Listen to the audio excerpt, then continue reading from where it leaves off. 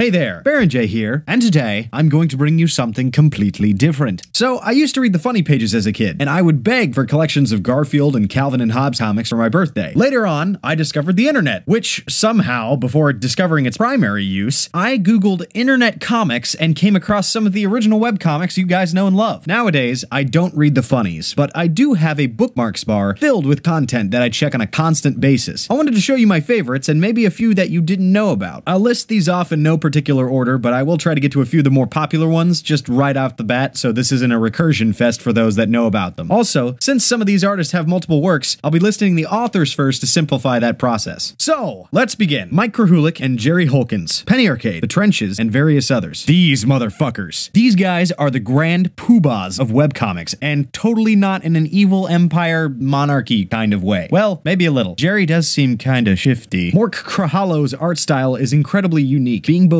angular and having curvature at the same time. It's led for some true eye candy over the years. In my opinion, the strip has great strength from a literary standpoint, not because the strip is incredibly verbose, which it can be, but because of Jormy Hulkman's way with the pen, or in this case keyboard. To get an idea for their writing process and to get their sense of humor, watch their reality/documentary series on their site. It's pretty funny, and it gives you an insight into how this kind of content is made. These guys also have spawned some of the other artists on this list, so if you see some that recur, listen, I'm trying to get to everybody. Jeff Jacques, questionable content. Despite having some issues in the past, Jacques' work on QC has been constant and diligent. He regularly puts out 5 strips a week and improves upon his own style frequently. His humor is often referential, but more often than not, the plot lines of a semi-futuristic Portland and its flagship Java purveyor, the Coffee of Doom, will keep you coming back each week. Randall Monroe, XKCD. Most likely, you've seen this guy's work before. If you know what XKCD is or not, you've probably seen these comics somewhere on the internet. Randall Monroe's stick figure comic, despite its faux simplicity, is incredibly complex and intelligent. The humor ranges from simple puns to entire topographical analogies for the internet itself. Randall also runs a blog called What If that answers questions like, is it possible to build a jetpack using downward firing machine guns? In full scientific detail. Well, as scientific as you can possibly be. That's probably not actually a thing. Abby Howard, Junior Scientist Power Hour, and The Last Halloween. Abby Howard is crazy talented, like goddamn. She was featured on Penny Arcade's Strip Search, and after a grim defeat, she rose from the ashes like a phoenix, or maybe some other kind of bird. I don't know. Kickstarter lent her a good platform to fund her new comic, The Last Halloween, a macabre story about a young girl who must save the people of the world from their own demon, or skeletons in their closet, or monsters under their bed. Any of them really. It's kind of like that. Meredith Gran, Octopus Pie. Octopus Pie is an interesting beast, being a story about Eve Ning and the cast of characters around her. Each arc turns into something of a character piece and has quite a few emotional crits, dealing with relationships in modern-day New York. Scott Ferguson, Nerf This, Scout Crossing, and Motocool. Few people have such polish and shine on their art in such short time, but Scott Ferguson has it down for 3 separate comics. For one, Nerf This is a story about Chase, and his pet, and his girlfriend, and his friend, and a demon sorcerer, and a polar bear, and a rooster, who is also a hussy. Huh.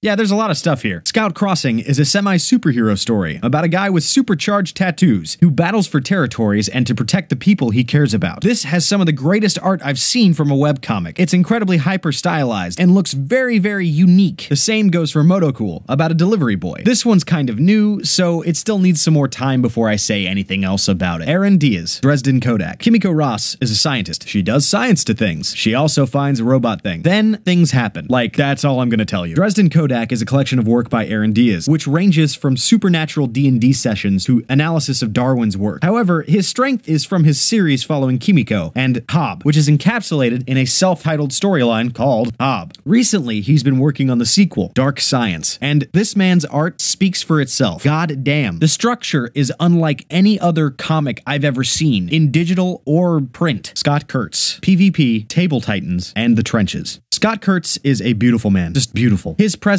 on Penny Arcade's D&D campaign made me curious, and I went back and found most of his long library of work. And seriously, go check out his stuff, like faux reels. There is so much to go on about, there's actually too much to go on about. And oh hey, look at that. Chris Straub, or I'm not actually sure how I'm supposed to pronounce that. Star Slip, Chainsaw Suit, and Brood Hollow. Chris Straub is the guy. He wrote that story about Candle Cove, that creepy kids show that actually doesn't exist. It creeped me out a long time ago when I read it, and I found out he's the guy that wrote it. He's known for Starslip, a long series of misadventures he finished several years ago in space, which is incredibly good in its own right. Right now, he runs a short strip called Chainsaw Suit that's a humorous commentary on life, the media, and basically anything. But mainly, right now, he's updating a new story called Brood Hollow, a story about an encyclopedia salesman who, after inheriting an antique shop, finds himself in the town of the story's namesake. Brood Hollow has many holidays, but more prevalent than that, it has secrets. Terrible secrets. Brood Hollow is chilling and has so many variable twists and turns, it's hard not to refresh the page each day. Like, seriously, I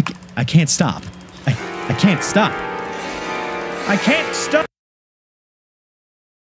Thanks for watching, everybody. Here's the button, once again, to tell you that you can see new vids each week, and if you have any suggestions, let me know in the comments. And I know I wasn't exactly super funny today, but listen, I don't have to be funny for you all the time. Wait, what? Have to be funny? Since when? Well, kinda screwed the pooch on that one. Goodbye, everybody.